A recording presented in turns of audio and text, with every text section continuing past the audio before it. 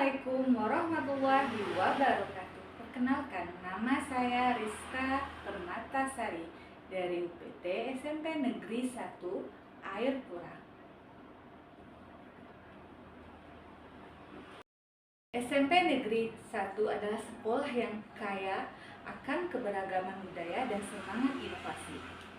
Di sini, setiap siswa adalah unik dan setiap pembelajaran adalah petualangan. Sekolah kami berada di Indrapura Utara, sebuah wilayah dengan keberagaman budaya yang indah, perpaduan antara budaya Minangkabau dan Jawa. Dalam suasana belajar yang menjemuk ini, saya belajar satu hal penting. Setiap anak datang ke kelas dengan latar belakang, pengalaman, dan cara belajar yang berbeda. Dalam pembelajaran IPA, perbedaan itu sangat terasa. Ada siswa yang cepat memahami konsep, ada pula yang perlu waktu bimbingan lebih. Disinilah tantangan seorang guru muncul. Bagaimana menghadirkan pembelajaran yang bisa menjangkau semua tanpa meninggalkan siapapun. Berangkat dari pemikiran itu, lahirlah sebuah inisiatif yang saya beri nama Airpura Idaman, singkatan dari inovatif, diferensiasi, aktif, mendalam, dan nyata. Pendekatan ini sangat ingin menghadirkan pembelajaran yang tidak hanya berpusat kepada guru, tetapi berpihak pada setiap murid, agar semua bisa belajar sesuai dengan kemampuan dan potensi masing-masing. Pada praktik baik ini, saya terapkan pada topik rangkaian listrik. Sebagai penghantar, saya menampilkan gambar dan video tentang susunan lampu di rumah dan di kafe. Siswa saya ajak mengamati dan berpikir, kenapa lampu di rumah menyala bersamaan, tapi lampu di kafe bisa bergantian dan terlihat lebih hias. Pertanyaan sederhana itu ternyata membuat mereka penasaran. Dari rasa ingin tahu itu, saya jelaskan bahwa kita akan belajar melalui cara-cara berbeda-beda, menyesuaikan kemampuan dan gaya belajar masing-masing. Pada pembelajaran berdiferensiasi, saya membagi siswa menjadi 3 kelompok berdasarkan kemampuan belajar. Kelompok pertama, siswa berkemampuan tinggi. Mereka menggunakan simulasi interaktif pad untuk membuat dan menguji berbagai bentuk rangkaian seri dan paralel.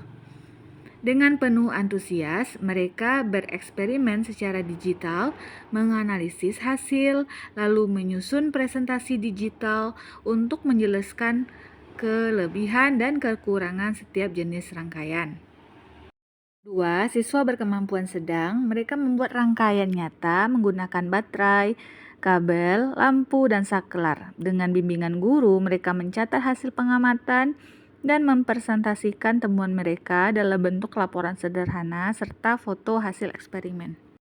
Kelompok ketiga, siswa berkemampuan rendah. Kelompok ini belajar dengan gambar dan simulasi benda nyata yang disediakan oleh guru. Mereka belajar memahami alur arus listrik, menggambar ulang rangkaian, dan menuliskan fungsi setiap komponen dengan bahasa sederhana. Produk belajar mereka berupa gambar dan penjelasan tertulis yang menunjukkan pemahaman dasar yang kuat. Setiap kelompok kemudian mempresentasikan hasil di depan kelas. Suasana kelas terasa hidup, penuh semangat, dan saling menghargai. Kelompok pertama memaparkan hasil simulasi PET, menjelaskan analisis mereka dengan data nyata. Kelompok kedua mendemonstrasikan rangkaian listrik yang mereka rakit sendiri. Dengan bangga, mereka menunjukkan nyala lampu yang berbeda antara rangkaian seri dan paralel. Dan kelompok ketiga tampil penuh percaya diri dengan gambar rangkaian buatan mereka, menjelaskan fungsi komponen listrik dengan kata-kata mereka sendiri.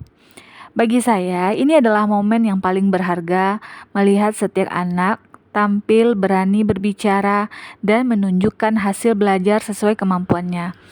Sesi ini juga menjadi wadah untuk saling memberi apresiasi dan umpan balik, agar mereka belajar dari satu sama lain. Dari praktik ini, saya benar-benar merasakan kekuatan pembelajaran diferensiasi. Siswa yang sebelumnya pasif kini lebih berani bertanya. Siswa yang cepat memahami materi menjadi mentor bagi teman-temannya.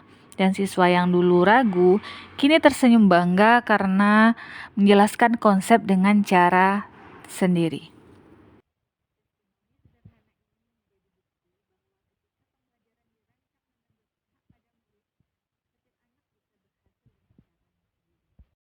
Bagi saya, pembelajaran diferensiasi pada pembelajaran mendalam ini bukan sekedar strategi, tapi filosofi.